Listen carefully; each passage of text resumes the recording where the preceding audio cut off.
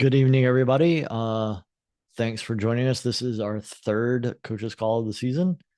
And I have an Otter AI note taker that wants to take notes. I'll let it happen this time. All right. Uh, let's talk a little bit about our league stats. So as of today, we are at 52 teams. That's nine more teams than we had last call. We are at 289 total coaches. We're up 100 from our last call. So people have been getting in and getting registered, which is fantastic. We've got 63 female coaches, up 20 from the last time. And we have 226 male coaches, up 80 from last time. Bigger number jumps, though, are for our student athletes. We are at 452 riders, which is up 320 from where we were at our last call. That is 237 high school, which is 174 more than we had last time, and 215 middle school, which is 146 more than we had last time. So lots of registrations going on as the season's really starting to come down to starting here on December 1st. We've got a total of 485 teen trail core hours, which I don't know how many of those are from our event that we had just this past weekend in Wilkesboro. I know that there were lots of teams participating there. So I don't know if everybody has gotten their hours in yet, but that is 315.25 more hours than we had last meeting. So big increases all throughout everything, which is it's pretty cool. Just a couple of important dates. So November 30th is the end for team registration.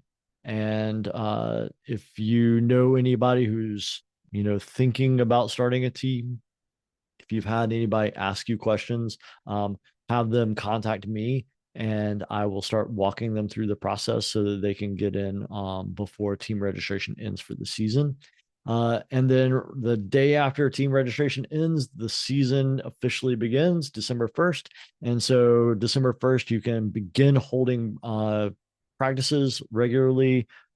There's no need for approvals like there are with preseason events. There's no limitations as far as the number of times that you can practice. But just bear in mind that there are those guidelines for number of hours that student athletes can be practicing informal practices. So if you need to refer back to the handbook to get those guidelines, please do so. But the big thing to stress is that December 1st is the beginning of the season.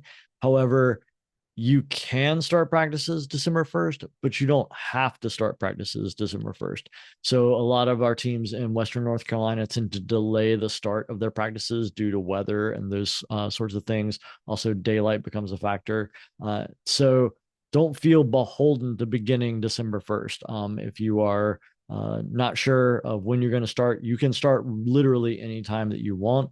What we really want to see, though, is we want to see a student athlete get 6 weeks of practice prior to the first event. So if you can kind of backtrack the number of days so that you can see that 6 weeks before the first event is usually sometime in mid-January to late January. For some of our Western North Carolina teams that get affected by weather pretty harshly, they will even delay until mid-February. So that's kind of pushing it kind of late, but daylight and temperatures are always factors. Remember, we don't want to be having practices below 40 degrees. That's kind of the cutoff guidance for temperatures that are too low.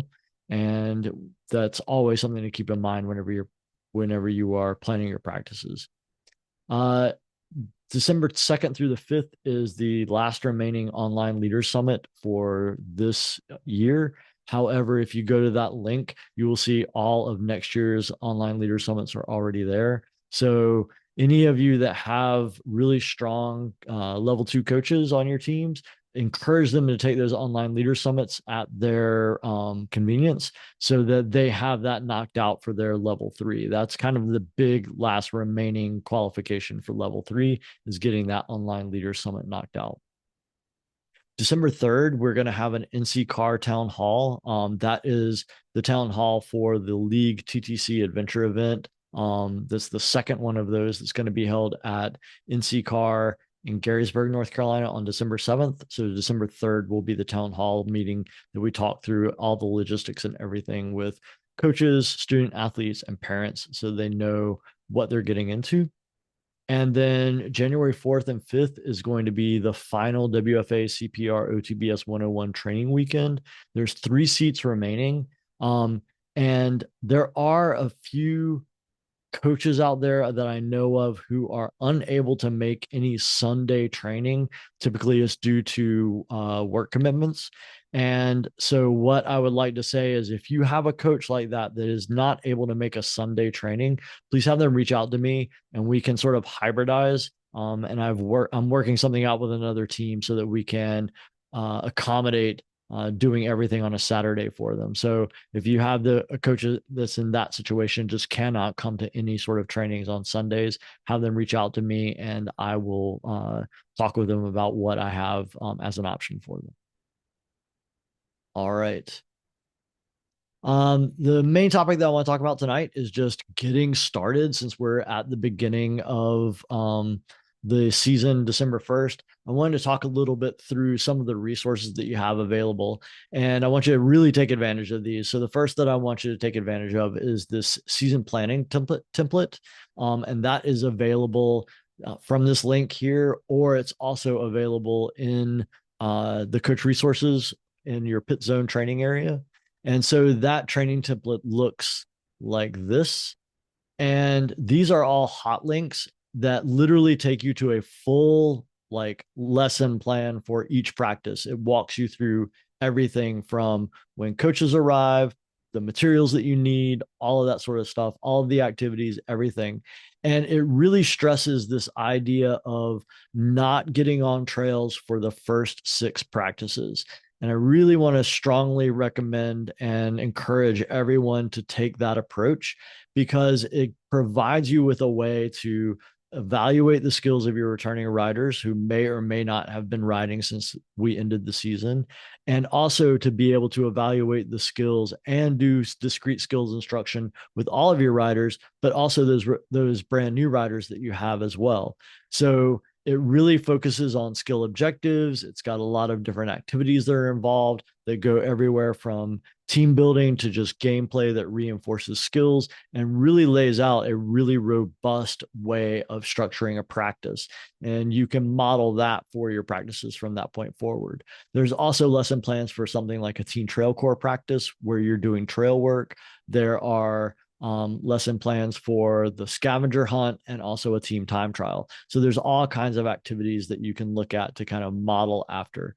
And as a teacher myself, I always appreciate someone being able to hand me a kind of curriculum and then I can just make tweaks rather than having to come up with something from whole cloth. So I strongly encourage you to take a look at those resources. And then the other thing that I really want to strongly encourage everyone is to utilize the short course. And so I set up a short course at the Cub Creek adventure day that we had on Saturday. And a lot of coaches were getting ideas from it. But one of the things that I kept hearing people saying was like, oh, we're going to go do the obstacle course. So I really want to get away from this idea that the short course is an obstacle course. You're not setting up obstacles. What you're doing is you're simulating single track trail and all of the things that a student athlete can encounter, but you're doing it in a field in a way that you can observe the student athletes at all times, which is not something you can do whenever you're riding trail. If you're the ride leader, everyone's behind you. If you're the sweep, everyone's in front of you, but you can't see everyone and you can't see the trail. So this idea of the short course really is bringing that typical youth sports practice capabilities like you see with football, soccer, baseball, everything else, and bringing it into the mountain bike realm. And so you can be elaborate, you can be very minimal. Typically, the main things that I'm going to utilize are going to be things like pin flags, which you can pick up like 100 of them for about $10 at Lowe's or Home Depot. I'm going to use some cones. I've got some cut sections of PVC pipe like this.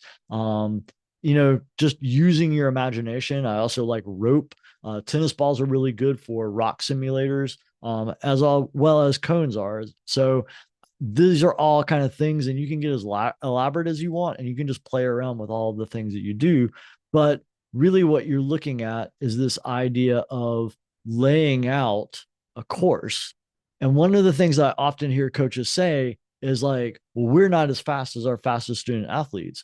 With the short course, you don't need to be fast at all because you are actually not riding. What you're doing is you're watching them ride, and they can ride as fast as they want to. And so you can set this up as like, we're going to do 5 laps, or we're going to do 1 lap hard and 1 lap easy, however you want to do it. One of the things that I saw at the short course that I set up at Cub Creek was it was very short. It was less than a minute for the fastest riders. And what they were doing was, without me telling them anything, they were doing an interval workout. They would go and they would ride one as fast as they could, and then they would stop and recover, and then they go out and try and ride another one even faster. So this is great training, and something that I strongly recommend everybody do. And it's something that I don't think we're doing enough of. And it really is more than just like, oh, well, I don't have enough coaches, or oh, the trails are closed. This is really kind of the heart of a good practice session, is getting this short course dialed in and getting your student athletes used to kind of doing short courses routinely and knowing that they are a vital part of a practice.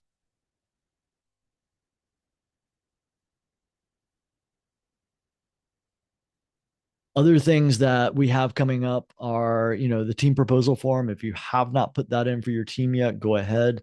I know right now we are prioritizing the team proposals for teams that had preseason events also. So if you put in a team proposal, but you didn't put in for preseason activity events to be approved, we're kind of putting that on the back burner until right before the start of the season. The loaner bike form is active and something that definitely take advantage of. Go ahead and put that form in. We are going to have to really think about where our bike assets go, especially with Western North Carolina and the impact that we've seen there. So something for you to consider with that. And then coach retreat update. We are uh, talking with Old Fort. We may have an open window to still do a coach retreat in Old Fort. So we are tentatively saying we're still a go with this, but we will be making kind of a final go, no go decision here very shortly, so that if we don't have a coach retreat, we will be offering refunds for everyone. And if we do have it, we'll open registration back up. All right. That was kind of the new information that I had to share with everyone. Is there any thing that anyone has questions about, or would like to comment on, or would like to bring up as another item for discussion?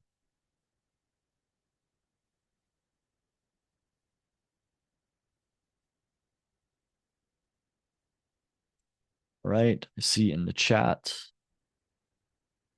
What is the team that might mean that my team isn't sanctioned? So that is, you fall in that category of your team proposal hasn't been looked at, or there's some other factor. So we can kind of take a look at that offline and figure out what's going on with that. But like I said, we were prioritizing the teams that did not have the preseason approvals, preseason activity approvals in, to make sure that they got their sanction before anybody else. All right. Other questions, comments, or topics for discussion? Will camping be approved by Friday night before the NC car event? Do you mean will it be available? Shell is saying yes. So we will be having camping there. That's a pretty open venue for us, as far as I know. They're letting us do quite a bit there. And I did link to the flyer for it. So that League TTC Adventure Event #2 is a link to the flyer. Is there a date for the retreat, or is that still unknown? I realize it's not a done deal. We don't have a firm date yet, so we're not we're not kind of saying anything, but it would be probably mid-January if it's going to happen.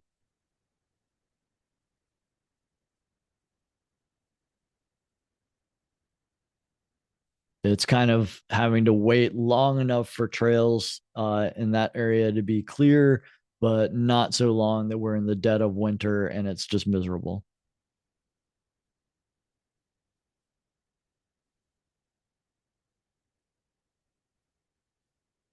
All right. Lots of questions. This is great.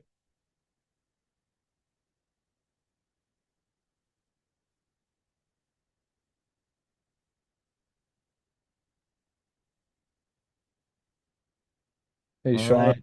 Yes. are we still on track for a schedule release as of 1st December? Uh, Brian Russell, can you speak to that?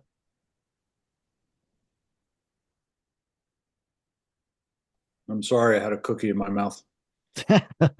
Yeah, that's what happens when you live with a phenomenal baker called Abby Russell.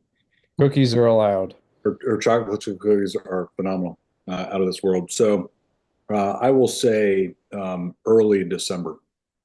And here's what's going on with the venues. We're trying our darnest to find a Western venue. And I think everyone recognizes the challenges of what's happened out West and the challenges, even in a normal year, of having a venue out in the western part of the state, because I feel it's important to support those teams out there, particularly in this time. I've actually got Ben Harbor going on a like single venue site survey tomorrow of a brand new location that was just identified recently for us. So I think I've got to identify dates and locations, for everyone by early December. What I've promised, the Grit podcast, which I think, Shell, are we recording that around the 5th? It will be recorded on, I believe, the 1st and released on the 6th.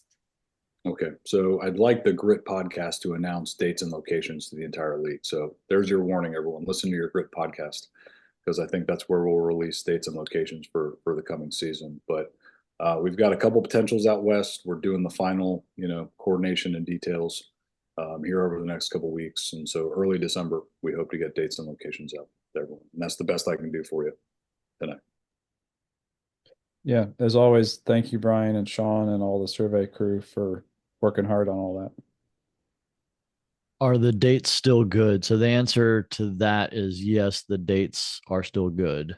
Yeah, I don't anticipate the dates changing at all because it's not rocket science. First weekend of March, close before Memorial Day, give enough for rain dates. Don't do Easter. It's you don't have much flexibility. And the good news is I have locations on all those dates. But again, we're trying to get a Western venue in there for everyone. Is the Lunar Bike Program form linked on the NCICL website? I believe it is, and that's a link right there in the agenda. So,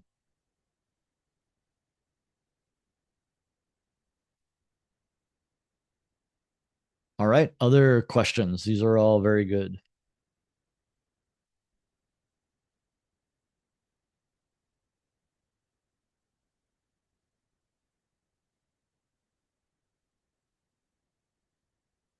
All right. While you think about your next questions, a couple of things to point out. I've set up a one-on-one meeting booking calendar.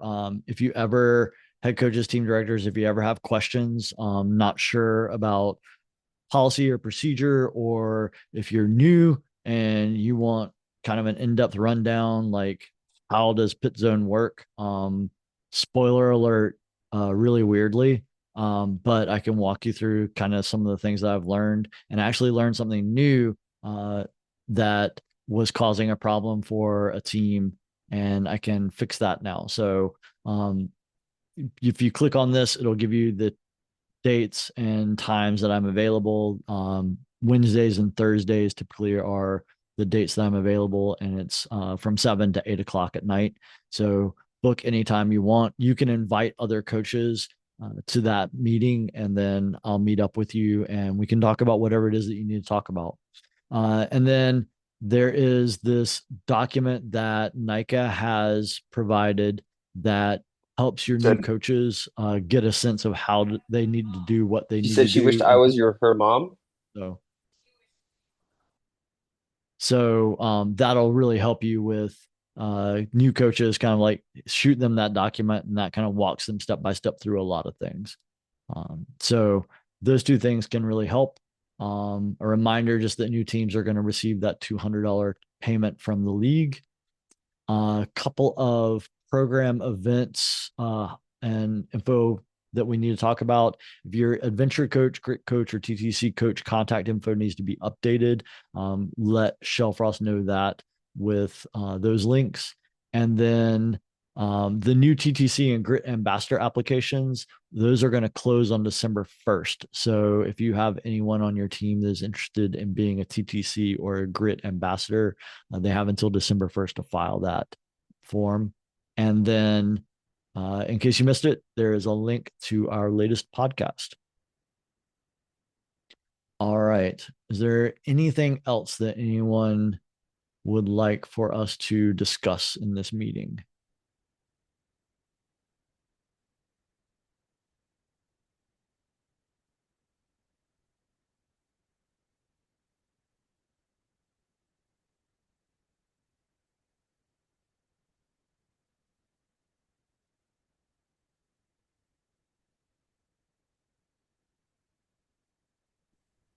All right. Well, I'm going to take that as our time to go. Looks like we did a really good job time wise, just 20 minutes. So thank you very much, everyone, for joining us. I'm going to turn off the recording now. And if there's something that you want to talk about after the recording is off, by all means, hang around and we will be here. Otherwise, have a great night.